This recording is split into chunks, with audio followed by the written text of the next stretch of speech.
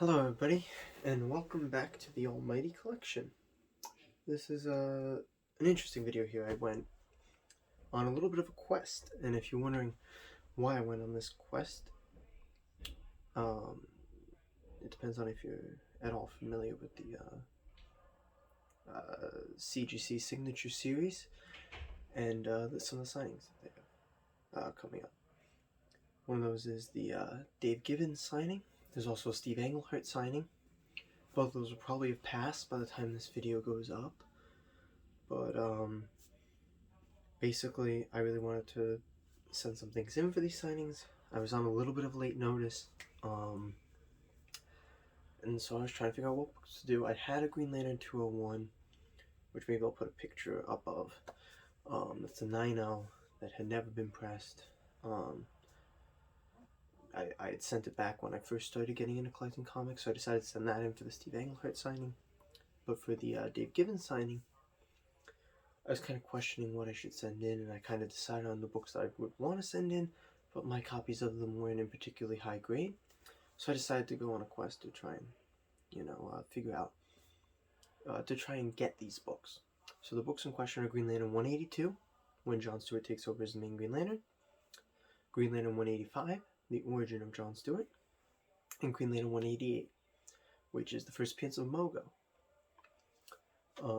And those were books that I wanted to get in high grade, and get signed by Dave Gibbons. But I didn't really have time to get stuff shipped to me, and I did try and get some stuff shipped to me. Not all of it got here in time, and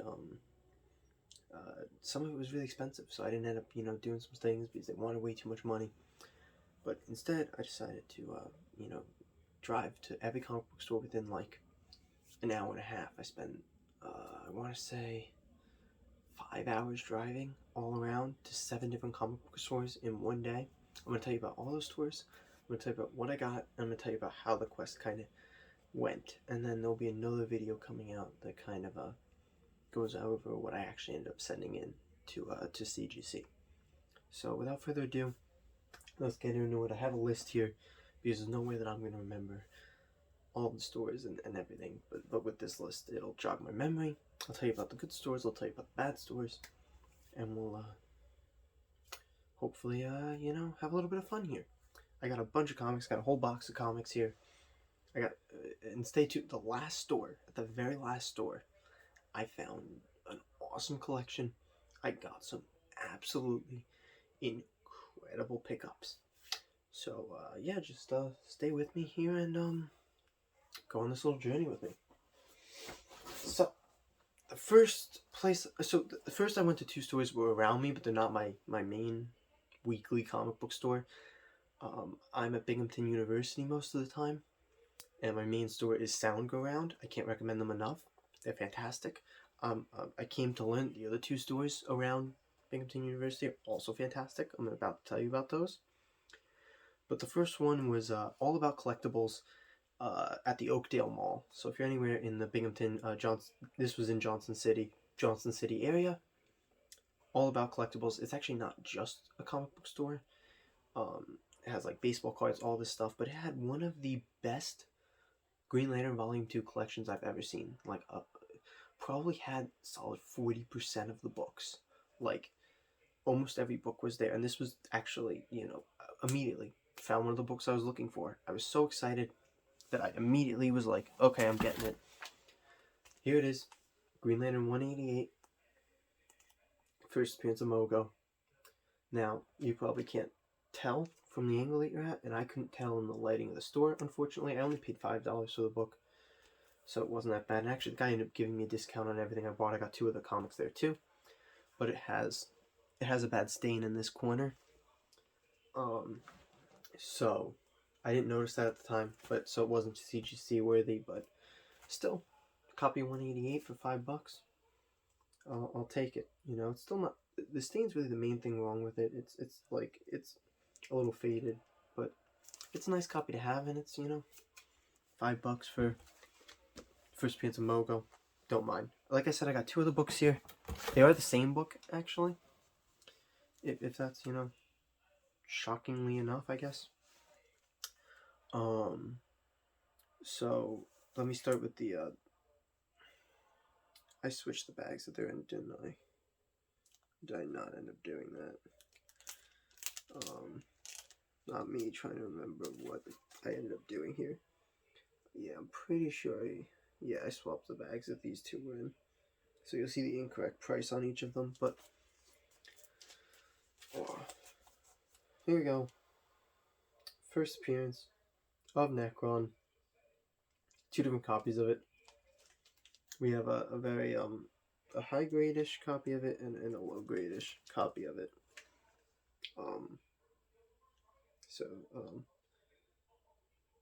Actually, I guess I didn't. Man. Yeah, no, I didn't end up swapping the bags, I guess. I wanted to. Because this one is the crappier. Yeah, I was going to switch the bagging board. I need to rebag and board all of this stuff. But yeah, so we got 2 first appearances of Necron, $15. And that was 5, so 20, but I only paid $18 for everything. Including tax and everything. He charged me $18 for all 3 books. Even though they should be 20, but this is what we got at that first store. It's literally a 10-minute drive for me. And the Volume 2 collection is insane. So I'll probably go there to help fill out my run. In case you're not aware, I'm trying to fill out all of Green Lantern Volume 2. So I'll probably make a trip there again and try and grab some run fillers. That was all about collectibles. Then I went, also within maybe 15 minutes of me, Fat Cat Comics. And I got a book there too. I don't know why I have it at the bottom of the bin when it's next up. Definitely not ideal. But there we go. Okay. So they were very nice. They talked to me about what I was looking for. They didn't have it. And they showed me all of the books from Green Lantern Volume 2 that they had. They had a lot of stuff. But at the end of the day, I picked up Green Lantern 192. They have a stick of first modern appearance of Star Sapphire. I guess it's, depending on what you consider modern, technically true, but it's just a really cool book.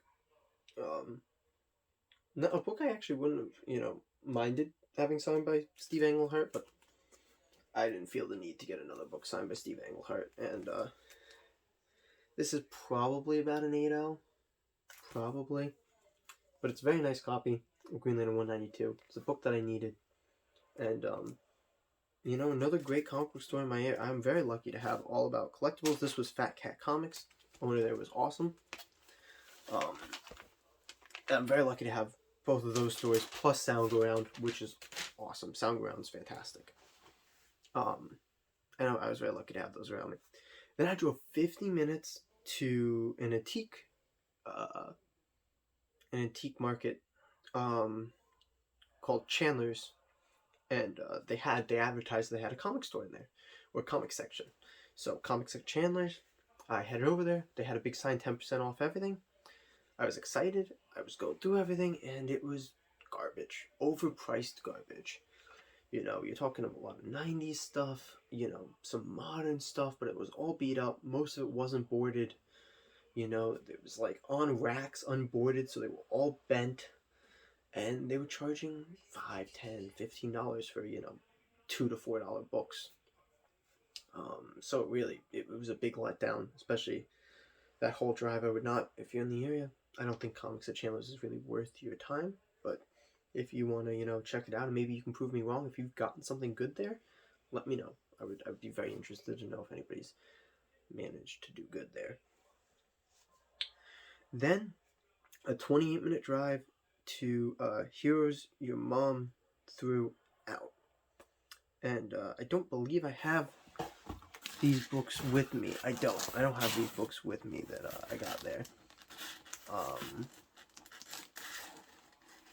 Let me quickly just going through and taking out the books that are actually going to be relevant. And I'll put those to the side right now so that I can have easy access to them. But I picked up. They were also very helpful, I should say. Very helpful. I told them the books I was looking for. They didn't really have. They were about to close by the time I got there. They closed at like 3 o'clock. This was a Saturday, and They didn't really have time to really look really hard for me, but they looked. They didn't think that they had the books I was looking for, but they told me that there was like a show the next day. I was not free, so I couldn't go, unfortunately, but they were very helpful, and I ended up picking up some newish TMNT books that I needed for my collection. I don't have those right here, but they were, just, you know, um, some random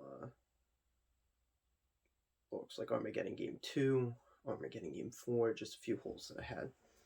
So I picked those up.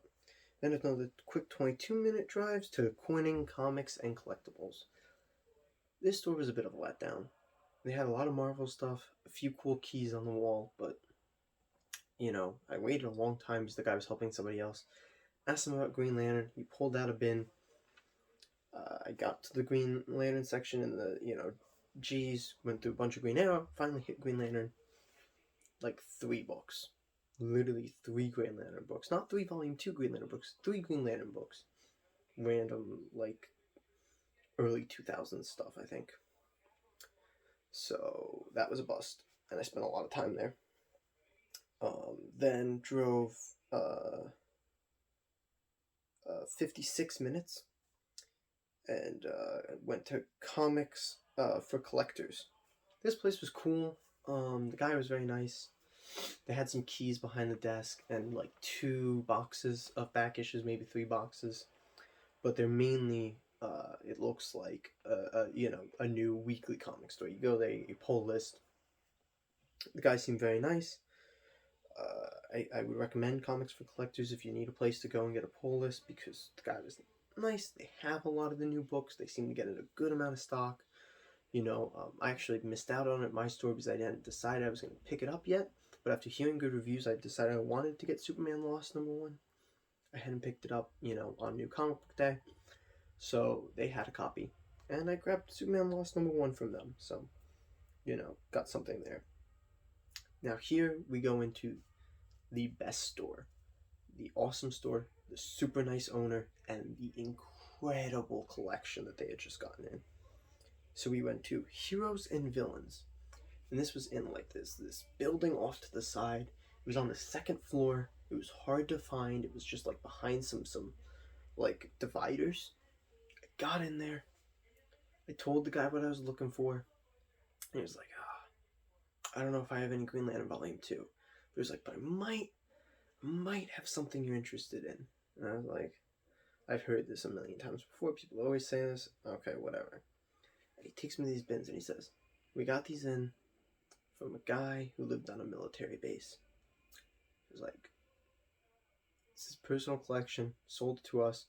It's all Mark Jeweler variants. Now, if you don't know what Mark Jeweler variants are, they all have an ad in the middle for Mark Jeweler jewelry. You might be wondering, why is this interesting? Well, because only like 5% of any given comic had these Mark Jeweler ads in them. So they're an extra rarity. And they're kind of cool. It's a different paper type, and it's like kind of added. It's very interesting. And I've never owned a Mark Jeweler variant before, but this guy had these collections, and I was like, oh, okay. I'll take a look. And he had a bunch of stuff, 2 boxes full. And an incredible Conan run in there, an incredible Star Wars run in there, which were both really cool because my father collects Star Wars, and my uncle, I've referred to him as cousin in some videos, uncles in other. He's my cousin technically, but he's a generation above, so kind of consider him my uncle. He collects Conan, so I was like, that's really interesting, and the collection was really interesting. So I definitely, I was very intrigued, and I dug through the bin, found some stuff for me, got a book for my dad, got a book for my uncle, and got a book for my friend Katie. So the first book I got, which was actually not part of the Mark Jeweler variants, just a book that I've been meaning to pick up for a long time, and I saw it, Batman TMNT, #1. I just thought that it would be a cool little thing to pick up. And, I've read the books. I actually have them right up on my bookshelf that's right to my right here. I have the, collected editions. and I picked that up. And I'll tell you, the prices on these books are not what I ended up paying. I got my whole stack, went to the guy, and I was like, what can you do? And he's like, okay, everything that's $7, it'll become $5, and I think it was everything that was, what was it, 15, right? What was the other price? I think that there were a lot of, everything that was 15 became 12. So I ended up paying like $64 for everything. And there was an $8 book that also became $5. Not bad. But without further ado, and all of these are on like bent boards. I really need to rebag and reboard all these. Without further ado, we've got a Green Lantern 136. This is the lowest, probably the worst condition of any of the books. But it's, still a Mark Ruler variant of a book that I don't have and that I need for my Green Lantern collection. So I was very excited. This was $3. That's worth it for $3, man. Awesome book. Here you go, Green Lantern 134, marked at $7. I paid $5. Another book that I need for my Green Lantern collection. And it's a Mark Ruler variant. I bought all the Green Lantern books that he had. Green Lantern 131, marked as $8.25. Got it for $5. Another Green Lantern book that I needed, Mark Ruler variant. Very cool. Green Lantern 124, marked at $7. Got it for $5. Once again, very cool. Then we have Flash 282, Green Lantern crossover, marked at $7. Got it for $5. Once again, very cool.